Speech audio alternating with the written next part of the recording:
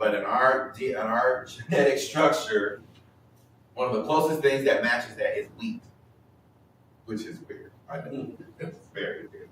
You would think like what they would teach you, like a monkey or something, right? Like, oh, we look like that. No, genetically, the closest thing to us is that. So anyway, so that's all the earth. In between this, we have heaven number one, and we get that this is where the battle starts to begin, right? In heaven number one, right outside of that, we step into spiritual warfare. So where is our battle? We have a battle here with our flesh. Doesn't your flesh want to do something different than your spirit, man? Right. As a matter of fact, every time the Lord gives you a word, your flesh will come with something else and try and rationalize, then your mind will try and rationalize. That's the warfare that we're in, right? So when we're talking about this anointing and these spiritual gifts, it allows us to operate outside of that. So yeah, your three dimensions, you have the three-dimensional world that we're in, which is space, time, and matter, right? And then the fourth dimension will be right in here where we start, time is the fourth dimension, where we get the planets, right, the celestial. The fifth would be where we go into our spirit, and the sixth would be where we go into the God realm, the spirit.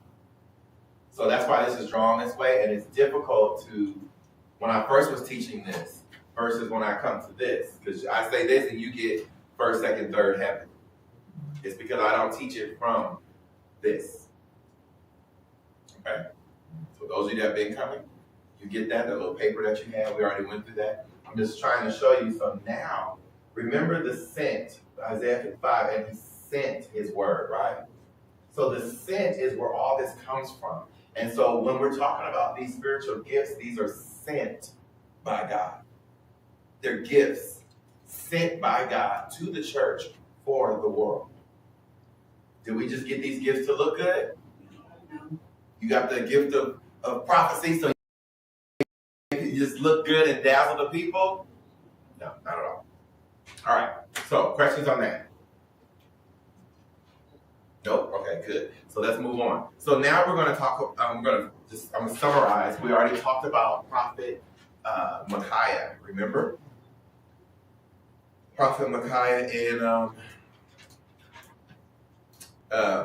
1 Kings 22 and 8. Prophet Micaiah, King Ahab, and King Jehoshaphat. I'm sorry.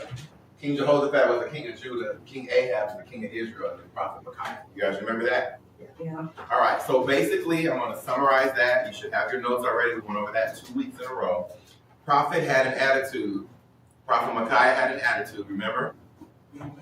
He was misunderstood, and he was physically abused because of his insight. He was rejected from the other prophets. And what's unique about these other prophets? What's unique about these other prophets? And faith. They have favor? No. What do those other prophets say? They all said the same. They all said the same thing. And we got to see behind the scenes on why they said that. What was the reason why they said that? Remember that spirit said, I'll go to them and be aligned. Yeah. God said, God put his plan out there, this is what I want. And then that spirit said, oh, I'll go to them. I'll make him do it. I'll go to them and I'll be a lying spirit. And then God said, go ahead and go. So I want you to know that, because does the scriptures refer to these prophets as false prophets? No. Not at all. These were true prophets that were given a lying spirit, and they were telling you what they heard. They're like, no, this is what God is saying. No, this is what God is saying. Right? I already spent the whole week on that, so you guys should already have that.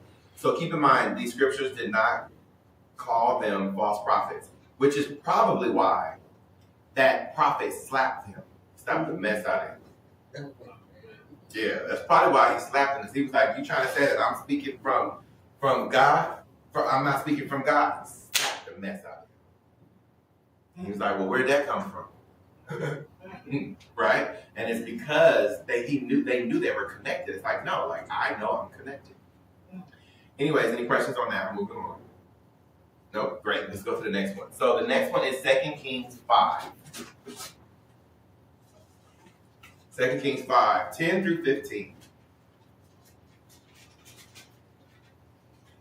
I wanted to give you just a visual of, I'm not going to do all the prophets. Well, obviously, I'm not going to do all the prophets, but I wanted to do certain prophets and give you just like a visual on the disposition of some prophets. So you can kind of see why prophets are the way that they are, and then how humanity has, plenty of people in the church have distorted who they are. 2 Kings